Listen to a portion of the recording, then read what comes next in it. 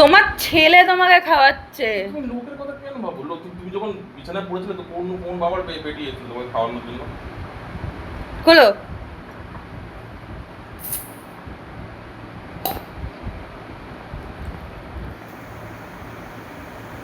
না, এটা আমি খাচ্ছি, এটা ও খাচ্ছে।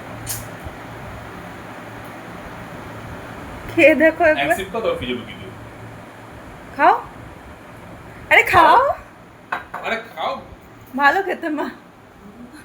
চিরতার জল ভেবে খেয়ে নাও। মিষ্টি মিষ্টি মিষ্টি লাগবে। চিরতার জল ভেবে খেয়ে নাও। খাও না না না না আমি খাবো। খাও, পুরো ভিডিওটা টানছে। নাক টিপে খেয়ে নাও।